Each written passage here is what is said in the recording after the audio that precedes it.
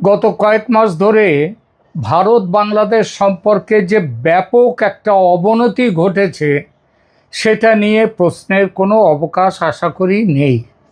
শেখ হাসিনার পতনের পর মোহাম্মদ ইউনূসের নেতৃত্বে যে অন্তর্বর্তী সরকার আসে বাংলাদেশে, তার 18 মাসে দুদেশের সরকারের মধ্যে সম্পর্ক এতটাই খারাপ হয়েছিল যে তখন থেকেই জল্পনা চলছিল দুদেশের মধ্যে সম্পর্কের এই অবনতির ফলে সামরিক সংঘর্ষ হয়তো বেঁধে যাবে, এবং সেটা বেঁধে যাওয়া মনে হচ্ছিল একটা সময়ের অপেক্ষা। আপনাদের অনেকের হয়তো মনে আছে যে ভারত বাংলাদেশ থেকে হাই কমিশনের কর্মচারীদের পরিবার পর্যন্ত দেশে ফিরিয়ে এনেছিল। এই ব্যবস্থা অভূতপূর্ব। পাকিস্তান থেকে পর্যন্ত যুদ্ধের সময় হাই কমিশনের কর্মচারীদের স্ত্রীদের পাকিস্তান থেকে দেশে ফেরানো হয়নি, তাদের ছেলে মেয়েদের ফিরিয়ে নিয়ে আসা হয়েছিল, কিংবা বাবা মা তাদের, কিন্তু তাদের স্ত্রীদের ফেরানো হয়নি। কিন্তু বাংলাদেশে সেটাই করা হয়েছিল। এমনকি হাই কমিশনের যারা কর্মী তাদের স্ত্রীদের পর্যন্ত দেশে ফিরে আসার নির্দেশ দেওয়া হয়েছিল, তারা ফিরেও এসেছিলেন। এবং তখন মনে হচ্ছিল যুদ্ধ বুঝি বা লেগে গেল। সেটা একেবারে ইউনূস সরকারের শেষ দিকে, কিন্তু যুদ্ধ লাগেনি। কারণ বাংলাদেশে নির্বাচন হলো, তারেক রহমানের নেতৃত্বে বিএনপি সরকার প্রতিষ্ঠিত হলো বিপুল সংখ্যাগরিষ্ঠতা নিয়ে। বিএনপি এবং তারেক রহমানের সঙ্গে তাদের সরকারের সঙ্গে সম্পর্ক উন্নয়নের চেষ্টা যে ভারত খুব সিরিয়াসলি করছিল এবং করেছিল, তার বড় প্রমাণ বেগম জিয়ার শেষকৃত্যে ভারতের পররাষ্ট্রমন্ত্রী জয়শঙ্করের যোগদান। আপনাদের অনেকে হয়তো এটা জানেন না যে খালেদা জিয়া তার জীবনের শেষ দিকে যখন হাসপাতালে ছিলেন, তখন ভারতের তরফ থেকে আমন্ত্রণ দেওয়া হয়েছিল বাংলাদেশ সরকারের কাছে যে বেগম জিয়াকে ভারতে পাঠানো সম্ভব হলে, ভারতে যদি বলা হয় পাঠানো হবে, ভারত তার চিকিৎসার ব্যবস্থা, তাকে নিয়ে আসবে ভারতে, তার চিকিৎসার ব্যবস্থা করবে, এ কথাও ভারত বলেছিল। তো যাই হোক, বেগম জিয়া যখন মারা গেলেন তার শেষকৃত্যে ভারতের পররাষ্ট্রমন্ত্রী জয়শঙ্করের যোগদান হলো।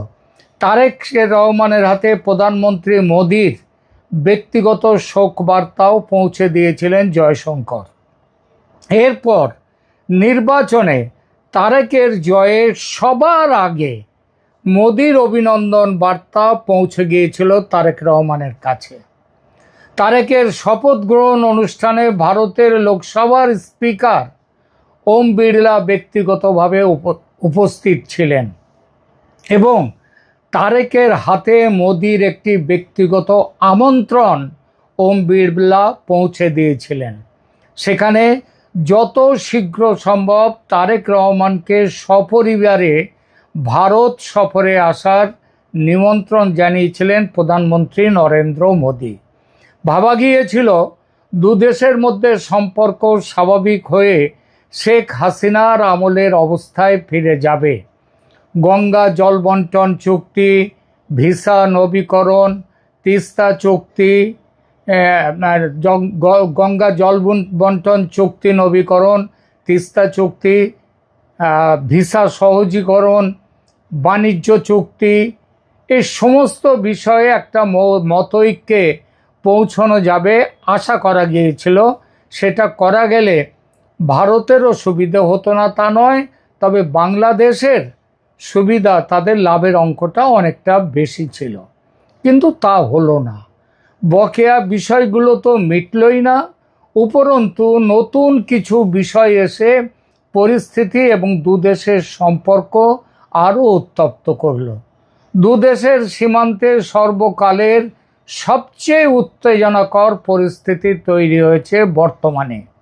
বর্ডার কিলিং, কাঁটাতারের বেড়া এবং পুশব্যাক নিয়ে বিতর্ক এবং একে অপরের প্রতি কঠোর অবস্থানের কারণে দুদেশের সম্পর্ক আজ প্রায় ভেঙে পড়ার মুখে। আর এর ফলে শুধু এই দুই দেশ নয়, পুরো দক্ষিণ এশিয়ায় একটি অস্থির পরিস্থিতির সৃষ্টি হয়েছে। সাধারণ মানুষের মনে প্রশ্ন জেগেছে, আমরা কি একটি সংঘাতের দিকে, একটি যুদ্ধের দিকে এগিয়ে যাচ্ছি? আজকের আলোচনায় আমরা এই সম্পর্কের অবনতির হাল হকিকত নেব। ভারতের সামরিক প্রস্তুতি, পুশব্যাক ইস্যু এবং আঞ্চলিক ভূ রাজনীতির সমীকরণগুলো অল্প কথায় বিশ্লেষণ করব। সীমান্তে উত্তেজনা, ভারতের নিরাপত্তা কৌশল। ভারত কেন তার সীমান্ত সুরক্ষিত করতে এতটা মরিয়া হয়ে উঠল হঠাৎ? এটা কি শুধুই সীমান্ত নিরাপত্তা তার দিকে তাকিয়ে করা, নাকি এর পেছনে রাজনৈতিক, কূটনৈতিক অন্য কারণ আছে? দেখুন, ভারতের জন্য বাংলাদেশ সীমান্ত শুধু একটি ভৌগোলিক রেখা নয়, এটি ভারতের উত্তর পূর্বাঞ্চলীয় রাজ্যগুলোর নিরাপত্তার সাথে সরাসরি জড়িত। অনুপ্রবেশ এবং চোরাচালান নিয়ন্ত্রণে ভারত তার সীমান্তে কাঁটা তারের বেড়া এবং হাইটেক সার্ভেল্যান্স সিস্টেম, যেটাকে বলা হয় স্মার্ট ফেন্সিং, সেটা জোরদার করছে। এছাড়া সামরিক দৃষ্টিকোণ থেকে ভারত তার সীমান্তে যে মহড়া বা প্রস্তুতি চালাচ্ছে তা মূলত প্রথাগত প্রতিরক্ষা নীতি হলেও একেবারে স্বাভাবিক যে নয় এমনটা ভাবার যথেষ্ট কারণ আছে।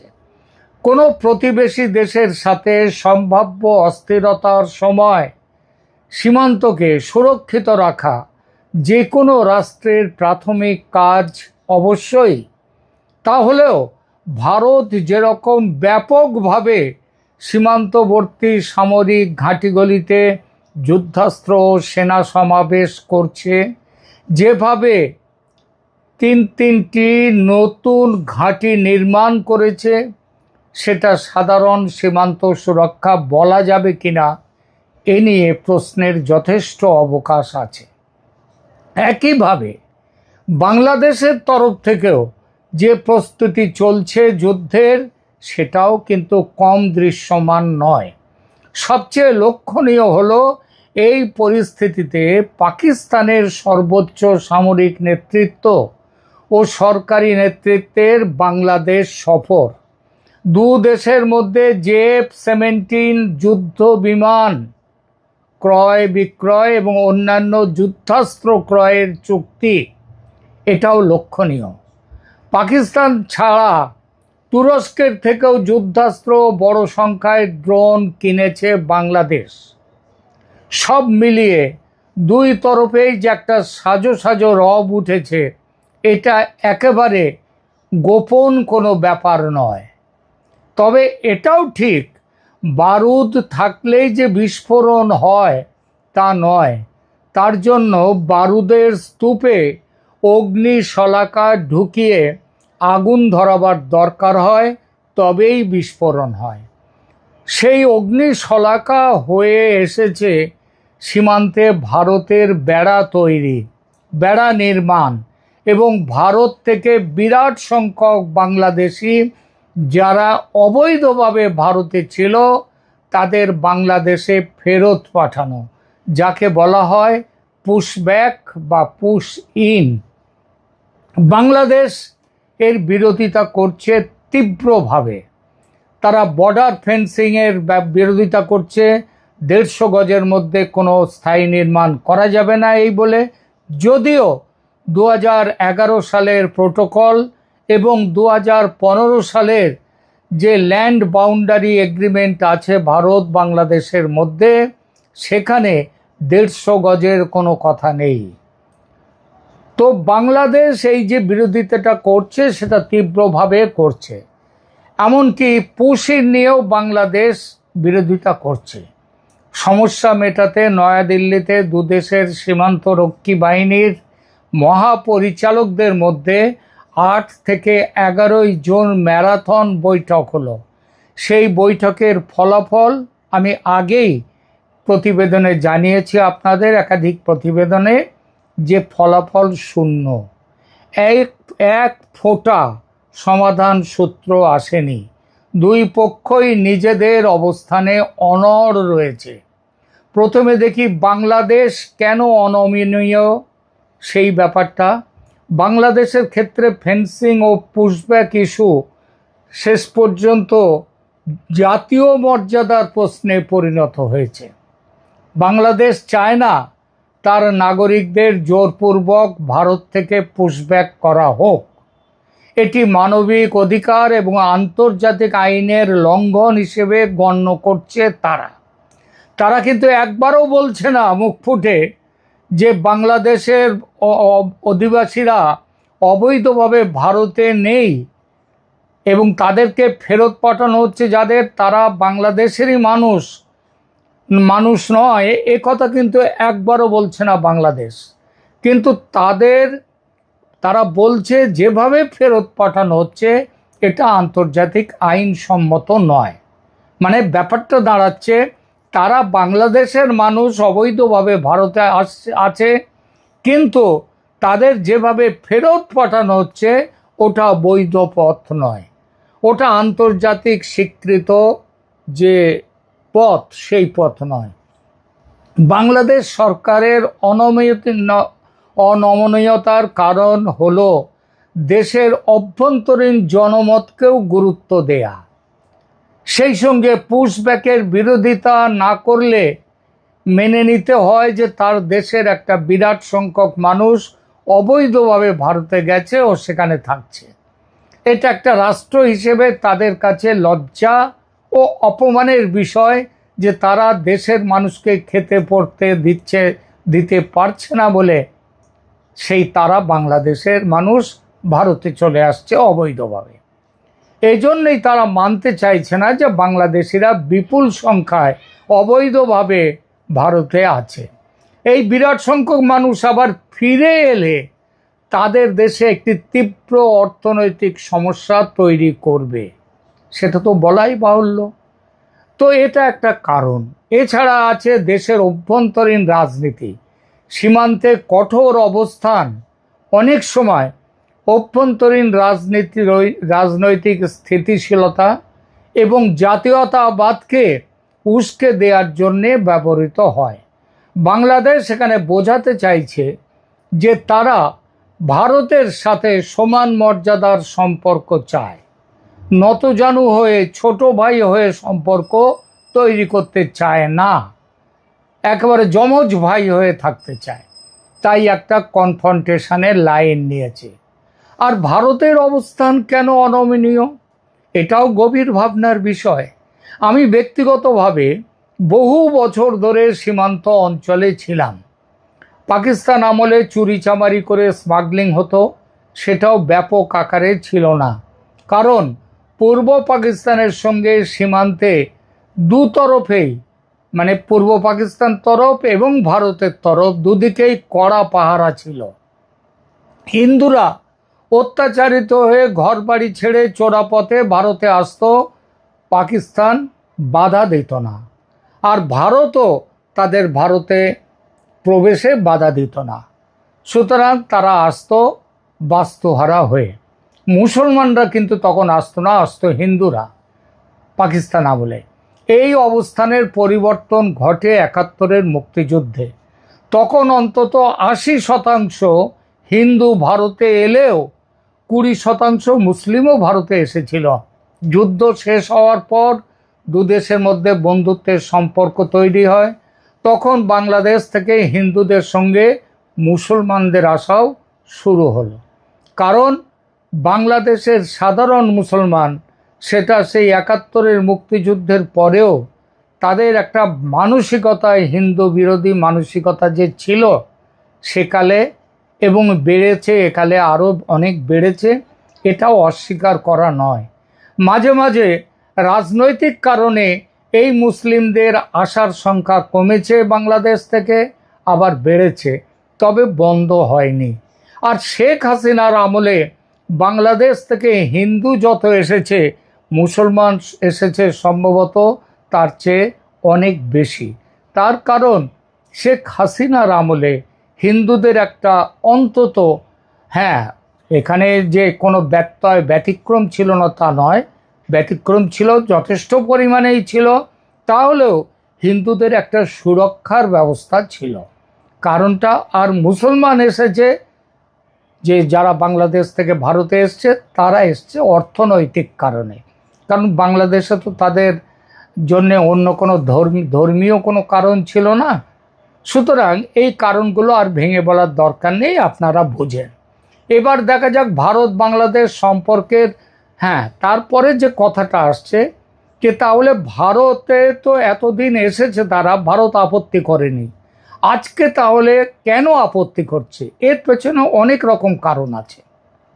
কারণ সবচেয়ে বড় যে কারণ সেটা আমার মনে হয় যে বাংলাদেশের সরকার গত দু বছর ধরে যে সরকার এসছে, দুটো সরকার এসছে, তাদের মধ্যে চরম ভারত বিরোধিতা। ইউনূস সরকারের ভারত বিরোধিতাটা প্রকাশ্য ছিল, আর তারেক রহমানের ভারত বিরোধিতা একটা ওই আড়াল রেখে করা হচ্ছে, কিন্তু বিরোধিতা চূড়ান্ত। ভারত তার জন্যেই বাংলাদেশের সাথে এখন একটা বাংলাদেশিদের ফেরত পাঠাবার ব্যবস্থা করেছে। এছাড়া দেশের মধ্যে ভারতেরও অভ্যন্তরীণ রাজনৈতিক কারণ আছে। এবার দেখা যাক ভারত বাংলাদেশ সম্পর্কের অবনতির পেছনে আঞ্চলিক ভূ রাজনীতি মানে চীন, তুরস্ক, পাকিস্তান, এদের কি ভূমিকা। অনেকেই বলছেন বাংলাদেশ চীন, তুরস্ক বা পাকিস্তানের সাথে মিলে ভারতের বিরুদ্ধে জোট করছে, এবং বাংলাদেশের যে আজকে এই যে যুদ্ধ প্রস্তুতি, নিশ্চয়ই ভারতের পেটের মধ্যে বসে থেকে বাংলাদেশ চীন বা পাকিস্তান বা মায়ানমারের সাথে তাদের সম্পর্ক নিশ্চয়ই যুদ্ধকালীন থাকতে পারে, সামান্য একটু অংশ আছে। কিন্তু মূল প্রশ্নটা হচ্ছে বাংলাদেশ যুদ্ধ প্রস্তুতি করছে ভারতের দিকে নজর রেখে। এই যে তার জন্যেই পাকিস্তানের সাথে, চীনের সাথে, তুরস্কের সাথে জোট করছে। তো এটা কি সত্যি নাকি ভিত্তিহীন? দেখা যাক, আমরা সেই প্রসঙ্গটাতে আসি। শেখ হাসিনা তার 15 বছরের দীর্ঘ শাসনে চীন, ভারত, এমনকি পাকিস্তানের সঙ্গে সম্পর্কের ক্ষেত্রেও যাকে বলে একটা ব্যালেন্সিং অ্যাক্ট, সেটা ভালোভাবে করে এসেছেন। ভারতের সঙ্গে ভালো সম্পর্ক রেখেছেন, কিন্তু চীনের সঙ্গে বাণিজ্যের সম্পর্ক ভারতের প্রায় 300% বেশি, এটা মনে রাখতে হবে। আবার পাকিস্তানের সঙ্গেও বাংলাদেশের সম্পর্ক যে একেবারে কেটে দিয়েছিলেন শেখ হাসিনা, এমন নয়। কিন্তু হাসিনা জানতেন পাকিস্তানকে একটা দূরত্বে রাখতে হবে, নইলে ভারতের সঙ্গে সম্পর্ক যেমন ভালো থাকবে না, তেমনি বাংলাদেশের জন্মের ইতিহাসের সঙ্গে পাকিস্তানের সম্পর্কটা একটা বৈরী সম্পর্ক। সুতরাং তাদের সাথে সম্পর্ক রেখেছিল শেখ হাসিনার বাংলাদেশ, কিন্তু দূরত্ব রেখে। কিন্তু মোহাম্মদ ইউনূস এবং তারেকের সরকার এই ব্যালেন্সিং একটা জানে না, আর তার জন্যেই ভারতকে দূরে যেতে বাধ্য করেছে। এর সঙ্গে যুক্ত হয়েছে বাংলাদেশে মৌলবাদী রাজনীতি ও মৌলবাদীদের দাপাদাপি। এই দেখুন না, বাংলাদেশে নবনিযুক্ত ভারতের হাই কমিশনার দীনেশ ত্রিবেদী বাংলাদেশে পা দিয়ে তার প্রথম বক্তব্যে খুব আন্তরিকতার সঙ্গে বাংলাদেশের 20 কোটি নাগরিক আর ভারতের 140 কোটি মানুষ, এই মোট 160 কোটি মানুষের একাত্মতা নিয়ে কথা বলেছেন। অথচ এই নিরীহ কথাটিতে তীব্র আপত্তি জানিয়ে জামাত এই বক্তব্যের ব্যাখ্যা দাবি করেছে, যে তাদের মধ্যে ভয়, যে বোধহয় 160 কোটি মানে তাহলে বাংলাদেশকে কি ভারত দখল করে নেবে। একেই বলে ইনফিরিয়রিটি কমপ্লেক্স। যুদ্ধের আবহ যে তৈরি হয়েছে তা এই একটি মন্তব্য থেকে জামাতের সেটা বোঝা যায়। একটি সুস্থ মানুষ নিশ্চিতভাবেই বিশ্বাস করে যে বাংলাদেশ ভারত থেকে সামরিকভাবে কোনো সংঘাতের পথে যাওয়ার মতো বোকামি করবে না। কারণ ভারতের সাথে তাদের বিশাল অর্থনৈতিক এবং ভৌগোলিক নির্ভরতা রয়েছে। তাদের অবস্থানের ফারাক আছে অর্থনৈতিক দিকে, ভৌগোলিক দিকে, সামরিক দিকে, সব দিকে। আর যুদ্ধ যুদ্ধ বাঁধলে চীন বা তুরস্ক সরাসরি বাংলাদেশের পাশে এসে দাঁড়িয়ে যাবে যুদ্ধ করতে, এমন বিশ্বাস শুধু পাগলরাই করতে পারে। তেমন সময় এলে পাকিস্তানও দেখবেন বাংলাদেশের পাশে দাঁড়াবে না। প্রথমত ভৌগোলিক অবস্থানগত বাধা, এবং দ্বিতীয়ত পাকিস্তানের একটা ঐতিহাসিক বাঙালি বিরোধী মানসিকতা, যেটা সেই গত শতাব্দীর 60-এর দশক থেকে দেখা গেছে। 71-এ পাকিস্তানিরা বাঙালিদের তাদের চেয়ে ইতর শ্রেণীর মানুষ, খারাপ শ্রেণীর মানুষ মনে করত, আজও তাই মনে করে। তারা চায় বাংলাদেশের ধ্বংস ঘটিয়ে 71-এর অপমানের শোধ তুলতে। তারা সেটাই করছে ও করবে, তবে বাংলাদেশের বন্ধু সেজে করছে। মহাভারতের শকুনির ভূমিকা মনে রাখবেন এক্ষেত্রে। অবিশ্বাসের দেয়াল। গত 2 বছরে রাজনৈতিক পট পরিবর্তন, নদী জলের হিস্সা নিয়ে মতপার্থক্য, বাংলাদেশের শাসকদের অপরিণামদর্শী মন্তব্য, ভারত বিরোধী বক্তব্য, ভারতের উত্তর পূর্ব রাজ্যগুলোকে ভারত থেকে বিচ্ছিন্ন করার বক্তব্য, পশ্চিমবঙ্গকে নিয়ে একটি ইসলামিক বাংলাদেশ গঠনের বক্তব্য, এইসব বক্তব্য সামনাসামনি হয়েছে। এছাড়া সীমান্ত হত্যা, সীমান্ত ফেন্সিং, পুশব্যাকের মতো ঘটনাগুলো দু দেশের মধ্যে তীব্র বিরোধ সৃষ্টি করেছে।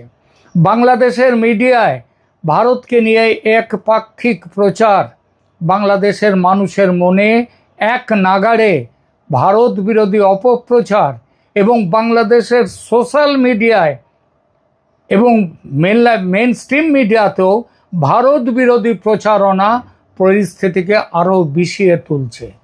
সবচেয়ে বড় সমস্যা হলো উচ্চ পর্যায়ের কূটনৈতিক যোগাযোগের অভাব, যার জন্যেই সমস্যা কমার বদলে ক্রমশ বাড়ছে। যখন দু দেশের মধ্যে আলোচনা বন্ধ হয়ে যায়, তখন গুজব এবং অবিশ্বাস কূটনীতির জায়গা দখল করে নেয়। তারেক রহমানের উচিত অকারণ সংঘাতের রাস্তা ছেড়ে আলোচনায় বসা এবং অনতি বিলম্বে।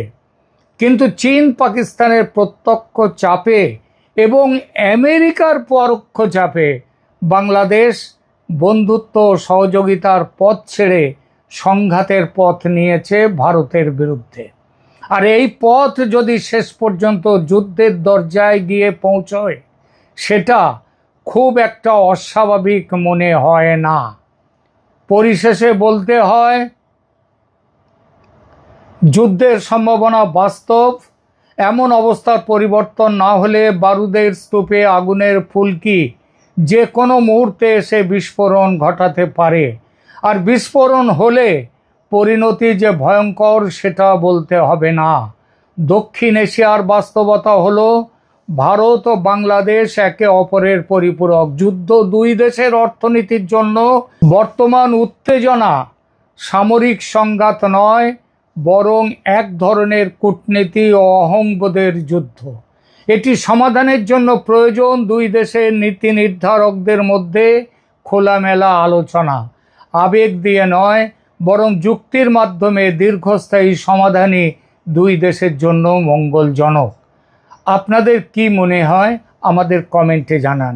প্রিয় দর্শক, আপনি কি মনে করেন যে বর্তমান কূটনৈতিক অচল অবস্থা কাটানোর জন্য দুই দেশের উচিত দ্বিপক্ষীয় আলোচনার মাধ্যমেই এটি সমাধান করা যায়? কমেন্ট করে জানান। আর এই ধরনের গভীর অনুসন্ধানমূলক আলোচনা পেতে সাবস্ক্রাইব করুন চ্যানেল ক্যালকাটা ডায়ালগস। পাশে থাকুন। ধন্যবাদ।